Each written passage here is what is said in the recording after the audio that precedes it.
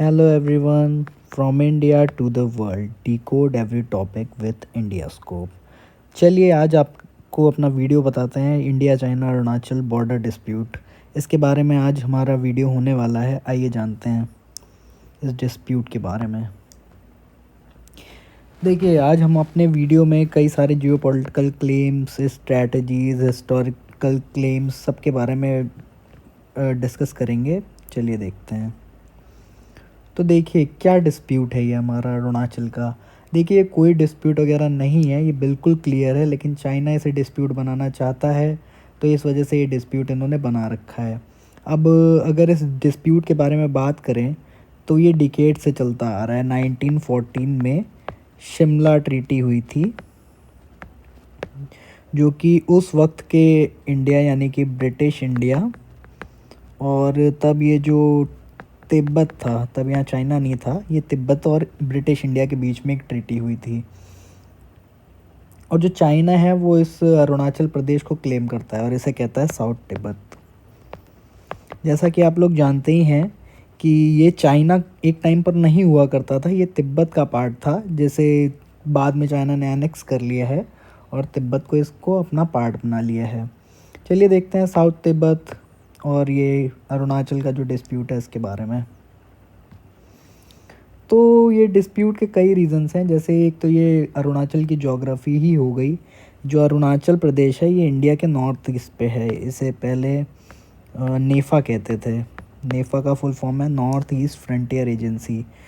तो ये जो इसका बॉर्डर जो है, इसकी ज्योग्राफी है वो, ये बॉर्डर शेयर करता है भूटान, म्यांमार और चाइना के साथ। चाइना जो कि उस वक्त का तिब्बत था, यहाँ पर तिब्बत हुआ करता था। और ये आपका म्यांमार है और ये आपका भूटान है।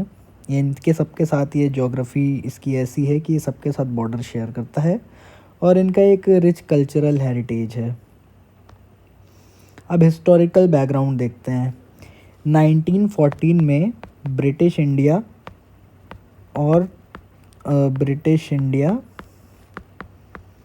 और तिब्बत, उस टाइम के तिब्बत के बीच में एक ट्रीटी हुई थी जिसमें एक मैकमोहन लाइन ड्रॉ करी गई थी।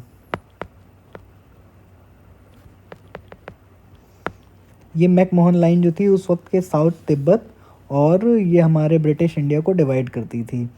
ये जो 1940 की शिमला कन्वेंशन था ये उसमें बनाई गई थी। तो मैकमोहन लाइन जो ड्रॉ करी गई थी तिब्बत और ब्रिटिश इंडिया के बीच में डेवलप करी गई थी, इसे ही इंडिया जो है इसे लीगल बाउंड्री मानता है, जो कि होनी भी चाहिए, लेकिन चाइना इसे रिकॉग्नाइज़ नहीं करता है। इनके अपने अलग क्लेम्स हैं। अब मैकमोहन लाइन के बारे में जानते हैं। मैकमोहन लाइन एक ये ब्रिटिश डिप्लोमेट थे, हेनरी मैकमोहन, उनके लाइन नाम पे रखी गई है। ये हिमालयन क्रस्ट, ये जितना भी है तिब्बत और ये चाइना और इंडिया का पार्ट, ये इसके बीच में ड्रॉ करी गई थी। इंडिया इसे लीगल बाउंड्री मानता है, लेकिन चाइना इसे लीगल कॉलोनियल लेगेसी मानता है। अब चाइना का क्लेम तो बहुत सारा है। ये इधर अक्साई चिन को भी क्लेम करते हैं, अरुणाचल को भी क्लेम करते हैं, इधर का भी कुछ एरिया क्लेम करते हैं। इनके तो जितने भी इनके नेबरिंग कंट्रीज हैं, इनका सबके साथ डिस्प्यूट चल रहा है। इनका तो एजेंडा ही रहता है डिस्प्यूट क्रिएट करना।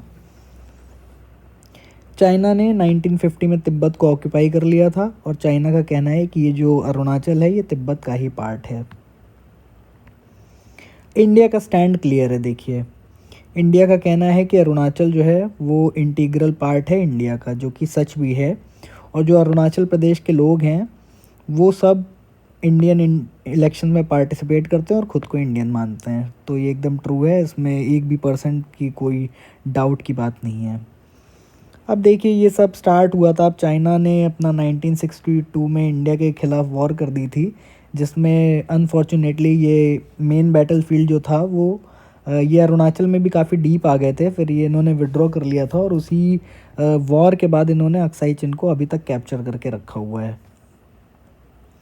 अब देखिए अरुणाचल प्रदेश का एक पॉइंट है तवांग, जो कि बहुत ज़्यादा स्ट्रेटेजिकली बहुत इम्पोर्टेंट है, क्योंकि देखिए इसका जो बॉर्डर है ये अपना बॉर्डर भूटान के साथ भी शेयर करता है और चाइना के साथ भी शेयर करता है। तो तवांग जो है, यहाँ पर कई सारी बुद्धिस्ट मोनेस्ट्रीज़ भी हैं, और ये कल्चरली बहुत लिंक्ड है तिब्बत के साथ। करंट स्टेटस क्या है, देखिए मल्टीपल राउंड्स ऑफ टॉक हुए हैं लेकिन बॉर्डर जो है अभी भी अनडिफाइंड है। चाइना चाहता ही है कि बॉर्डर अनडिफाइंड रहे ताकि वो धीरे धीरे अपनी सलामी स्लाइसिंग के थ्रू थोड़े थोड़े से लैंड को कैप्चर करने की कोशिश करते रह सकें। अब देखिए ये अपना नॉर्मल मैकमोहन लाइन है, ये हमारा अरुणाचल प्रदेश है, इधर ये हमारा सिक्किम है, ये उत्तराखंड का पार्ट, ये हिमाचल का पार्ट, और इधर आपका इन्होंने अक्साई चिन जिसे लीगली ऑक्यूपाई कर रखा है चाइना ने। इस तरह से इन्होंने एलएसी ड्रॉ कर रखी है। देखिए एलएसी और मैकमोहन लाइन में क्या डिफरेंस है मैं बताता हूँ। एलएसी जो है ये है लाइन ऑफ एक्चुअल कंट्रोल, मतलब जितना पार्ट ये चाइना ने कैप्चर कर रखा है उस पर जो लाइन बनी हुई है वो एलएसी है। लेकिन जो इंटरनेशनल बॉर्डर इंडिया के अकॉर्डिंग होना चाहिए वो है हमारी मैकमोहन लाइन, जिसमें कि अक्साई चिन और ये अरुणाचल सारे पार्ट्स इंडिया के हैं। अक्साई चिन भी इंडिया का है। ये यहाँ से आपका कहीं से मैं बता देता हूँ, इधर कहीं से आपकी ये मैकमोहन लाइन जाती है, और जो एलएसी है वो एक्चुअली ये ग्रीन कलर्स में दिखाता हूँ, ये एलएसी इस तरह से कुछ जाती है। जो मतलब पार्ट चाइना ने क्लेम कर रखा है, जो कब्ज़ा कर रखा है इन्होंने, उसे डिमार्केट करने के लिए लाइन ऑफ एक्चुअल कंट्रोल बनाई गई है। अब देखिए रिसेंट में भी कई सारे क्लैश हुए हैं चाइना के साथ इंडिया के। इन क्लैशेस में ही एक क्लैश है हमारा ये गलवान वैली क्लैश, जो अभी हुआ था कुछ टाइम पहले ही 2020 में गलवान वैली क्लैश हुआ था। तो ये गलवान वैली क्लैश और कई सारे रीसेंट क्लैश हो चुके हैं।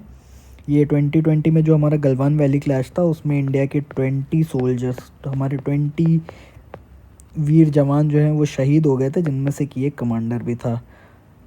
बट चाइना को भी इसमें काफ़ी सारे हैवी लॉसेस फेस करने पड़े थे। चाइना जो समझ रहा था कि इंडिया को कुछ भी कर लेंगे, वो सारी इनकी गलतफहमी इसमें दूर हो गई थी। और ये तवांग रीजन में भी 2022 में ये काफ़ी ज़्यादा टेंशन इन्होंने क्रिएट करने की कोशिश की थी।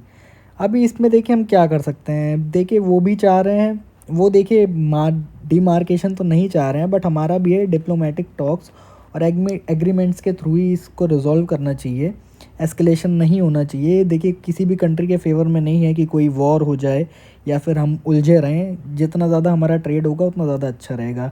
1993 में भी वेरियस एग्रीमेंट्स हुए थे, हालांकि उनका पालन किस लेवल पर किया जाता है अभी तक तो चल रहा था।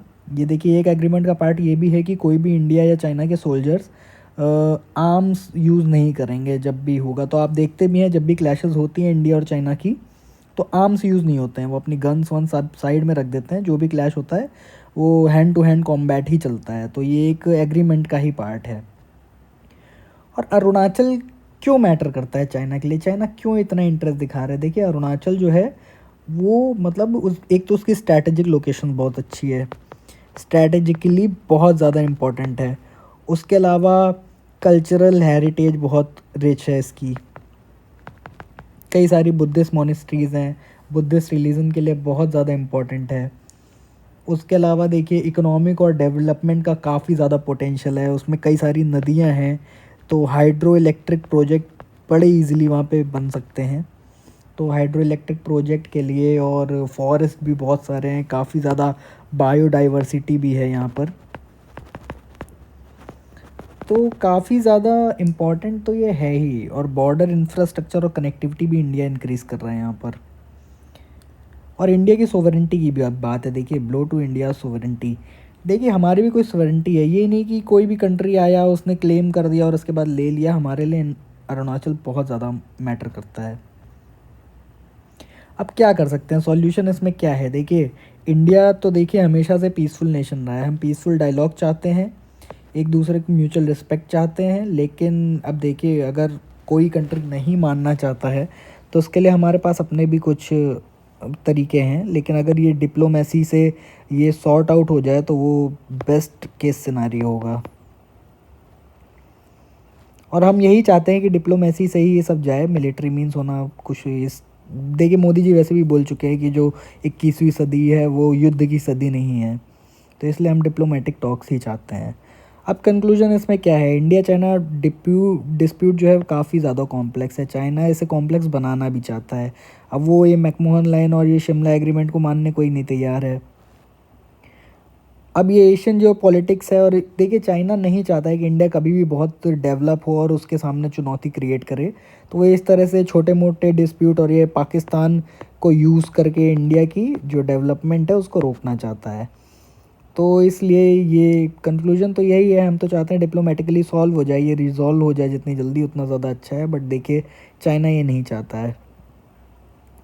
अब बॉर्डर के बारे में अगर कहते हैं तो देखिए रोनाल्ड रीगन जो एक्स प्रेसिडेंट रह चुके हैं अमेरिका के, तो उनका कहना है nation that can not control its border is not a nation. तो सीधी सी बात है, अगर आप अपने बॉर्डर्स को कंट्रोल नहीं कर सकते तो आप नेशन ही नहीं है। आपका बॉर्डर डेली डेली होगा, चेंज होगा, तो आप ये नेशन कैसे कहलाएंगे। तो इसलिए हमारा भी पूरा हक बनता है, हमारा पूरा हक है अपने बॉर्डर्स को सिक्योर करना। फॉर ओके, इसी बात के साथ मैं अपनी शब्दों को एंड करता हूँ। Thank you everyone for watching, like and subscribe.